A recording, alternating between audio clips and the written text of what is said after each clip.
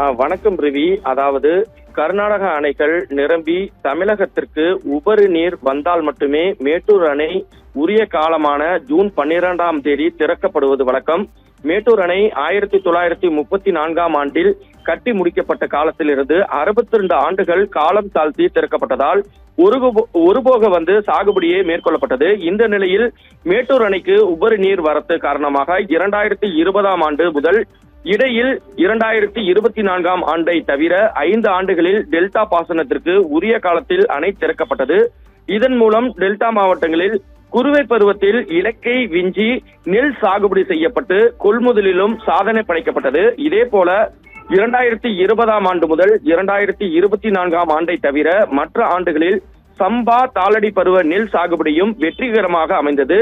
கடந்த 2025ஆம் ஆண்டில் இதே காலகட்டத்தில் மேட்டூர் அணையில் நீர்மட்டம் 114.19 அடியாகவும் நீர் இருப்பு 85.58 TMC ஆகவும் இருந்தது. ஆனால் தற்போது மேட்டூர் அணையில் நீர்மட்டம் 79.56 அடியாகவும் நீர் இருப்பு 41.52 TMC ஆகவும் இருக்கிறது.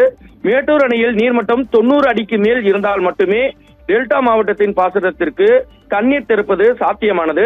தற்போது நீர் இருப்பு மிக குறைவாக இருப்பதால் மேட்டூர் அணையை இந்த ஆண்டும் ஜூன் 12 திறக்கப்படவில்லை.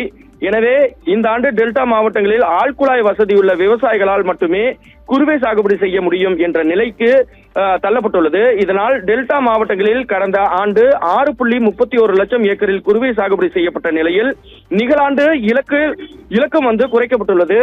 இதில் தஞ்சாவூர் மாவட்டத்தில் 1.57 லட்சம் ஏக்கரிலும், திருவாரூர் மாவட்டத்தில் 97,000 ஏக்கரிலும், மயிலாடுதுறை மாவட்டத்தில் பாத்தீங்கன்னா 87,000 ஏக்கரிலும், நாகை மாவட்டத்தில் 3,000 ஏக்கரிலும் என ஏறக்குறைய 3.44 லட்சம் ஏக்கருக்கு மட்டுமே இலக்கு நிர்ணயிக்கப்பட்டுள்ளது என்பது குறிப்பிடத்தக்கது. மேலும் தஞ்சை கல்லணையில் தண்ணீர் திறக்கப்படாததால் மணல் மேடாகவும் அதாவது பாலைவனமாகவும் தற்போது கல்லணை காட்சி அளிக்கப்பட்டு வருகிறது. இந்த தண்ணீர் திறக்கப்படாதது விவசாயிகள் மத்தியில் பெரும் வேதனையையும் அதிருப்தியையும் ஏற்படுத்தியுள்ளது. ரிவி.